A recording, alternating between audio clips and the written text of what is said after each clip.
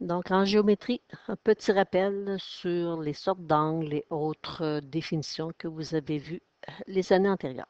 Premièrement, dans les symboles à reconnaître, quand on va vous parler de droites parallèles, donc on dit des droites sont parallèles si elles ne se coupent jamais, donc à l'œil on le voit bien, mais moi ce que je veux que vous reteniez, c'est le symbole, c'est les deux petites barres. Fait que si vous voyez les deux petites barres obliques, c'est qu'on est en train de vous dire qu'on travaille avec des droites qui sont parallèles. Les droites perpendiculaires, donc deux droites sont perpendiculaires, elles vont se couper en formant un angle de 90 degrés. Donc on voit ici dans le dessin, vous allez voir le petit carré. Donc, on est en train de vous dire qu'ici, c'est un angle de 90 degrés. Et ce que vous devez retenir, c'est le symbole de perpendiculaire. Donc, on a un segment vertical qui croise un segment horizontal. Médiatrice d'un segment. Donc, qu'est-ce qu'on vous donne comme information? Si dans votre problème, on vous parle d'une médiatrice pour un segment, on vous donne deux choses. La médiatrice d'un segment, c'est la droite perpendiculaire. Donc, on est en train de vous dire qu'il y a un angle de 90 degrés dans votre dessin. C'est ce qu'on voit ici.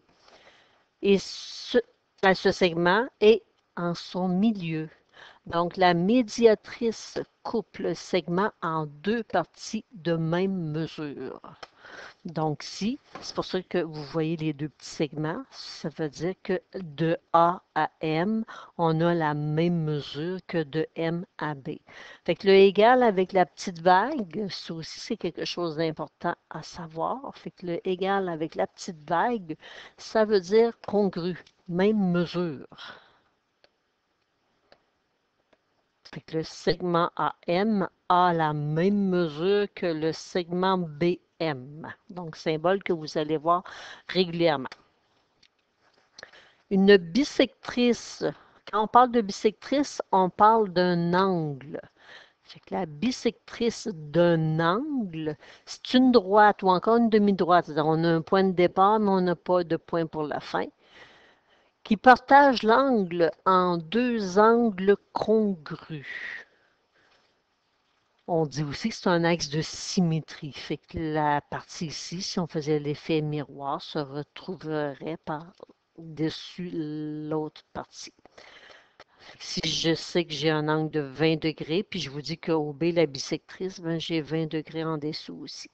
Donc, la bisectrice vous assure que vous avez deux angles congrus. Donc, le égal avec la petite vague. Fait que quand je parle d'angle, je parle de l'angle A au B. Ce qui est important, c'est que la lettre O, ça correspond à la lettre du milieu quand j'utilise trois angles. C'est ce que je vous décris en dessous. Donc, pour nommer un angle, on a diverses façons. On peut utiliser la lettre B qui correspond au sommet de notre angle. Si j'indique un petit nombre à l'intérieur, ben, je peux l'utiliser comme indice. Fait que je peux dire que c'est l'angle B1. Et si je peux aussi simplement dire, ben, c'est mon angle A. Si je veux utiliser trois lettres, comme je vous ai dit, ce qui est important, c'est que la lettre B soit dans le milieu. Fait que je peux l'appeler l'angle ABC. Normalement, on utilise l'ordre alphabétique. Je pourrais l'appeler CBA. Si je veux utiliser l'indice en plus, je peux l'appeler AB1C ou CB1A. C'est vous qui décidez. Des angles adjacents. Donc, trois choses à retenir quand on parle d'angle adjacent. Donc, il faut le même sommet. Fait que si j'ai mon sommet O, il faut avoir un côté commun pour les deux. Fait que si j'ai mon côté commun, qui est mon côté AB, et à l'aide de ce côté commun-là, je dois former deux angles. Un des angles va être situé au-dessus de mon côté commun. Fait que ici, l'angle AOB. Puis l'autre angle, il est placé en dessous. Ici, je viens de former mon angle, le BOC. Donc, on vient de prendre deux angles, on les colle ensemble pour en former un plus grand. Donc, on dit l'angle AOB est adjacent à l'angle BOC. Mais l'angle AOB n'est pas adjacent à l'angle AOC.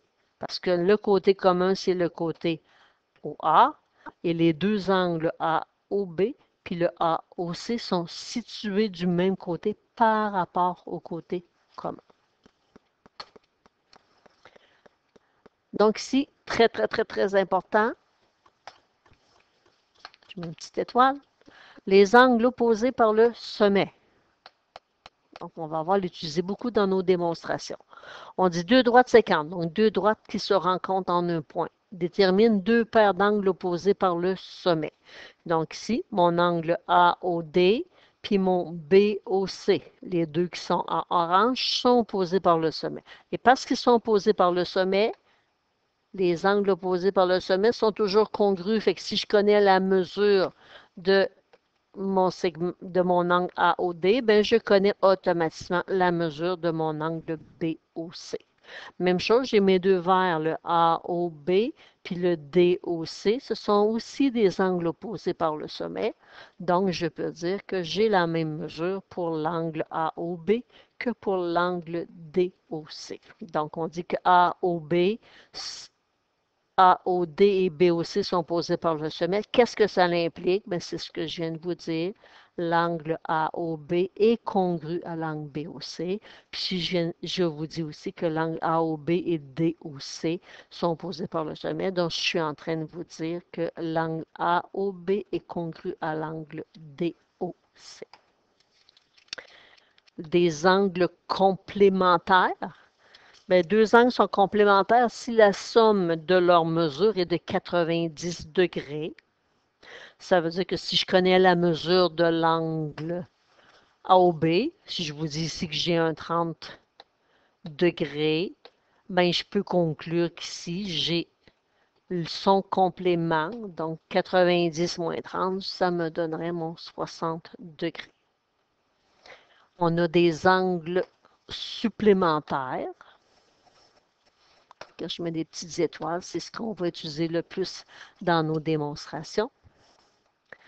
Des angles supplémentaires, maintenant, eux, leur somme nous donne 180 degrés.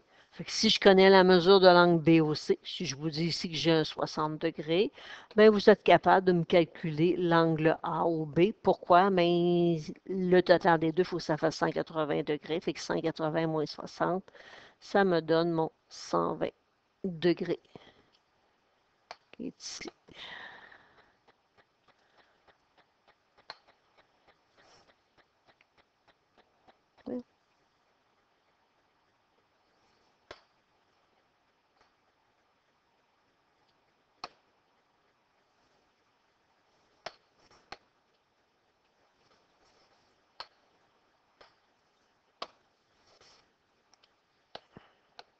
Voilà.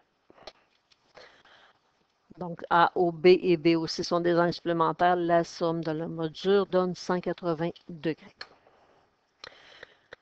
Donc, on a aussi les angles formés à partir de deux droites coupées par une séquence. Très, très, très important. Donc, 3 étoiles. Vous les avez déjà vus. Il faut les maîtriser. Donc, lorsqu'on a deux droites, ici j'ai ma droite D1, ma droite D2, qui est coupée par une séquence. On vient de former 8 angles qui ont été numérotés 1 à 8. Ici, j'ai la même chose, des deux droites, qui sont coupées par une séquence. Donc, on vient encore de former 8 angles. Ces angles-là portent le même nom. Si je regarde le 1 avec le 3, ils sont opposés par le sommet. Le 2 avec le 4. La même chose ici, le 1 avec le 3, le 2 avec le 4. Le 5, 7, le 6, 8 sont opposés par le sommet. Mais si je regarde le 1 avec le 2, eux sont supplémentaires. On a une belle ligne droite. Ça fait un total de 180 degrés. Le 2 avec le 3, même chose. J'ai un beau 180 degrés. Le 3 avec le 4, j'ai un beau 180 degrés. Puis j'ai le 1 avec le 4. Même chose ici, le 5 et le 8 sont supplémentaires. Le 5 avec le 6 sont supplémentaires. Le 6 avec le 7 avec le 8. J'ai en plus ce qu'on appelle des angles alternes internes. Donc, alterne interne. parler d'angle alterne-interne, il faut vérifier trois choses. Sommet différent, donc les angles ne se touchent pas. Les angles sont situés de part et d'autre de la séquence. Les angles sont situés à l'intérieur des droites. Fait que pour moi, l'intérieur des droites, c'est cette région-là. Si je prends l'angle 2, je dois prendre un angle qui est situé à droite de ma séquence. Je ne peux pas prendre l'angle qui touche à l'angle 2 parce que j'ai besoin d'un sommet différent. Fait que je vais aller prendre le 8. Même chose ici. Si je choisis l'angle 5 qui est à gauche, il faut que j'aille chercher un angle à droite, mais je ne peux pas prendre l'angle qui lui est collé. Il faut que j'aille chercher l'autre angle qui est à l'intérieur, mais du côté droit de la séquence, parce qu'il me faut des sommets différents. Les angles alternes externes, même chose, trois choses. Sommets différents, donc des angles qui ne se touchent pas. Les angles sont situés de part et d'autre de la séquence, donc un à gauche, l'autre à droite. Angle situé à l'extérieur des droites des 1 et des 2. Donc, je suis limité aux quatre angles qui sont ici. Fait que si je prends l'angle 1 qui est situé à la gauche, je dois aller chercher un angle à la droite. Fait que je ne peux pas prendre celui qui lui est collé. Je vais aller de l'autre côté, chercher mon autre angle qui est à l'extérieur, donc qui est le 7. Même chose, je vais prendre le 4 avec le 6. Et nous avons des angles correspondants. Les angles correspondants, trois choses à respecter, sommets différents. Les angles sont situés du même côté de la séquence. Fait que si j'en choisis un à gauche, je dois prendre l'autre à gauche. Un des angles doit être à l'intérieur, puis l'autre à l'extérieur des parallèles des 1 et des 2. Fait que si je prends le 1, je ne peux pas prendre celui qui lui est collé parce qu'ils ont le même sommet. Fait que l'angle 1 est à l'extérieur, je vais aller chercher l'angle 5 qui est à l'intérieur. Si je prends le 2 à l'intérieur, je vais aller chercher l'autre angle du même côté, mais à l'extérieur, qui est le 6. Si je prends le 3 à l'intérieur, je vais aller chercher l'autre angle qui est du même côté, qui est le 7. Puis si je prends le 4, je vais aller chercher l'autre angle qui est situé du même côté, qui est le 8. Donc, si je reviens en arrière, donc, j'ai dit que mes angles 2 et 8 sont alternes internes. À l'œil, le 2 et le 8 ont la même mesure. Même chose, je regarde le 3 avec le 5. Le 3 et le 5 ont la même mesure. Sauf que si je regarde ici, mon 2 et mon 8 n'ont pas la même mesure. Même chose avec le 3 et le 5. Pourquoi? À cause de mes droites. Dans mon deuxième dessin, mes droites des 1 et des 2 ne sont pas parallèles, mais dans le premier, ils le sont. Fait que si je regarde mes alternes externes, 1, 7 sont congrus, 4, 6 sont congrus. Mes correspondants, 1, 5 sont congrus, 2, 6 sont congrus, 4, 8 sont congrus, 3, 7 sont congrus, mais ce n'est pas vrai dans l'autre dessin.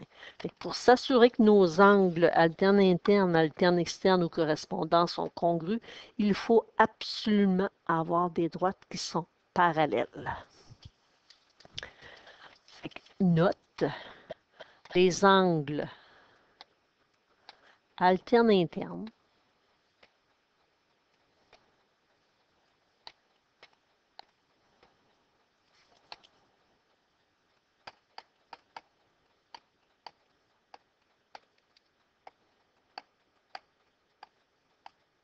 alterne externe,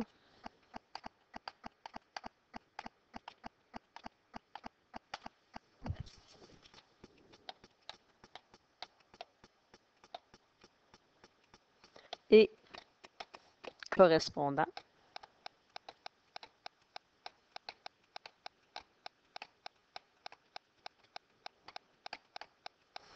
formés par des parallèles, par des droites parallèles.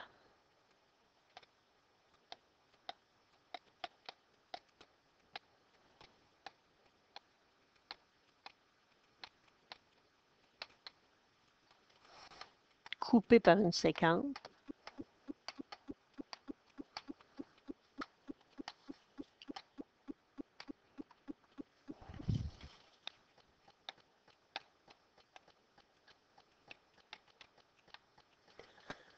sont toujours congrus.